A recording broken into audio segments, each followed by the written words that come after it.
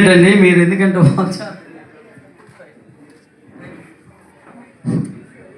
ప్రియమైన మిత్రులారా, నా తూర్పు కాపు కుటుంబ సభ్యులారా, ఈరోజు ఇక్కడ పెట్టినటువంటి ముఖ్యమైనటువంటి అజెండా మన బిడ్డల భవిష్యత్తు కోసం ఓబీసీ సాధనే లక్ష్యంగా మా ప్రియమిత్రుడు ఉమ్మడి శ్రీకాకుళం జిల్లా రాష్ట్ర కార్యదర్శిగా తూర్పు కాపు కార్పొరేషన్ డైరెక్ట్గా ఉంటున్నట్టు తూర్పు కాపు సంక్షేమ సంఘం జాతీయ అధ్యక్షులు పిసిని చంద్రమోహన్ గారికి, అలాగే మన రాష్ట్ర తూర్పు కాపు సంక్షేమ సంఘం అధ్యక్షుల వారికి, ఈ సభావేదిక ఆశించిన పెద్దలందరికీ కూడా నా యొక్క నమస్కారములు.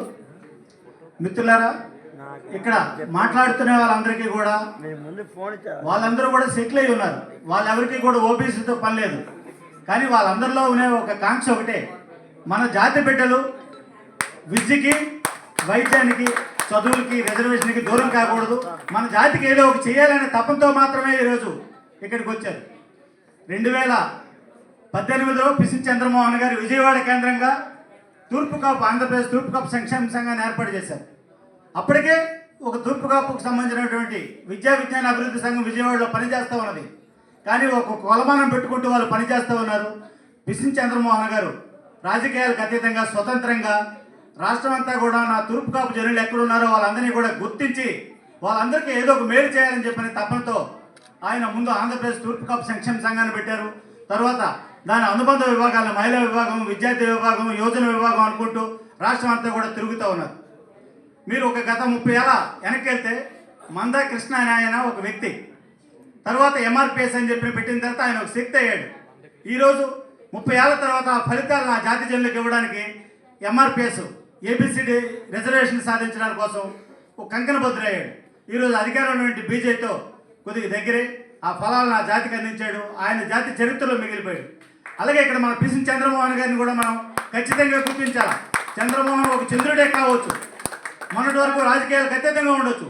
ఈరోజు ఆయనకు అందించినటువంటి అవకాశాన్ని అందిపుచ్చుకొని జనసేన ఆహ్వానం మేరకు జనసేనలు చేరుండొచ్చు.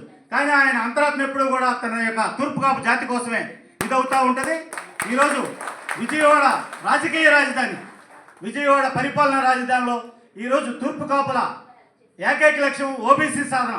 అనేక సంవత్సరాలుగా అనేక మందిని రకరకాల ప్రయత్నాలతో చేస్తా ఉన్నాం. నా వంతు నేను చాలా సామాన్యుడే కావచ్చు, చాలా చిన్న కార్యకర్తనే కావచ్చు, కానీ నా గుర్తుగా మా స్థానిక శాసనసభ్యుడు మల్లాది విష్ణువర్ధన్ గారిచే అసెంబ్లీలో మాట్లాడించా. ఈ ప్రాంతంలో నివసిస్తున్న తూర్పు కాపులకి ఓబీసీ రిజర్వేషన్లకు ఇబ్బంది పడుతూ ఉన్నారు, ఖచ్చితంగా ఓబీసీ గురించి మీరు మాట్లాడండి అని చెప్పిన ముఖ్యమంత్రి గారికి ఆ రోజు సభావేదికగా మాట్లాడితే ఆ రోజంతా అదంతా మీడియాలో కవర్ అయింది. తర్వాత గౌరవ మాజీ ముఖ్యమంత్రి వర్యులు వైఎస్ జగన్మోహన్ రెడ్డి గారు ఆ పార్టీ నుంచి రిప్రజెంటేషన్ ఇస్తూ అప్పుడు తూర్పు కాపు కార్పొరేషన్ చేయమనిగా ఉంటున్నటువంటి బెల్లాన చంద్రశేఖర్ మన మావిడి శ్రీకాంత్ గారితో విజయనగరం పార్లమెంట్ సభ్యుడు బెల్లాని చంద్రశేఖర్ గారు, ఇక్కడ నా ప్రియమిత్రుడు చంద్రమోహన్ గారు, పల్లా వెంకటరావు గారు ఓబీసీ చైర్మన్గా ఉంటున్న వాళ్ళందరూ కూడా వెళ్ళి ఆ ఎన్సీబీసీ కమిషన్లో తమ యొక్క వాదనలు వినిపించి ఈ జాతికి మేలు చేకూర్చాలని చెప్పారు. అది ఖచ్చితంగా ఆ రోజు అంశమై కూర్చుంది. ఎన్సీబీసీకి ఏమి అభ్యంతరం లేదు మనకి ఎవరికి కూడా ఓబీసీ ఇవ్వడానికి.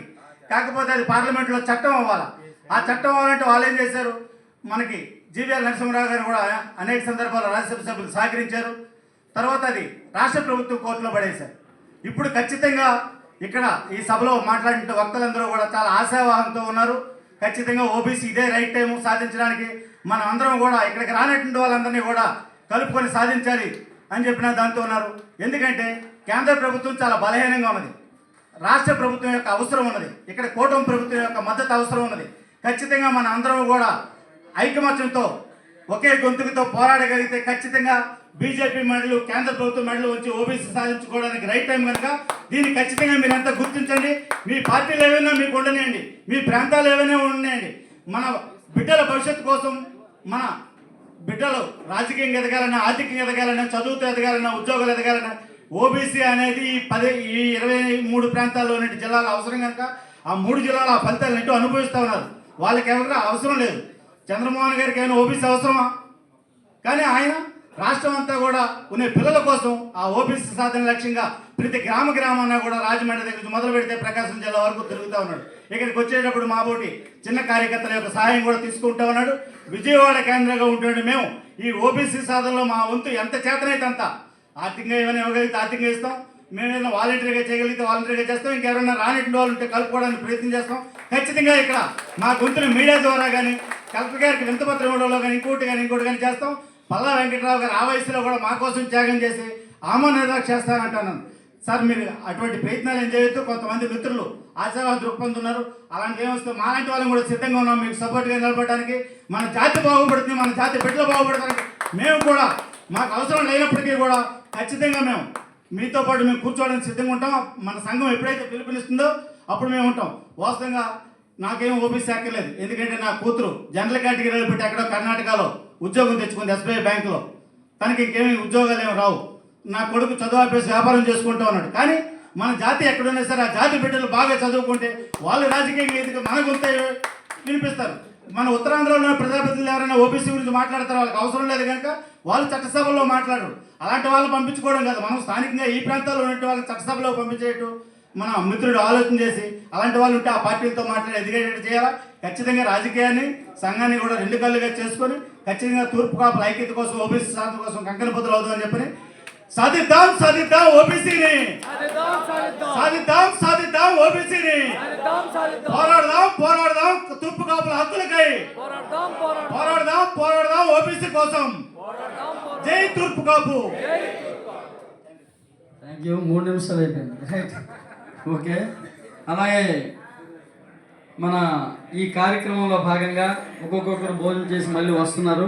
అంతా కలిపి మనం కార్యక్రమం ఏదైతే ఉందో మన రెండవ కార్యాచరణలో భాగంగా కార్యవర్గాల నియామకాలు, అలాగే కార్యవర్గాల నియామకాలు ఇచ్చే ముందు మన పెద్దలు చీప్రిపల్లి మన తూర్పుకాపు సంక్షేమ సంఘం విజయనగరం జిల్లా గౌరవ అధ్యక్షులు విసనగిరి శ్రీనివాసరావు గారిని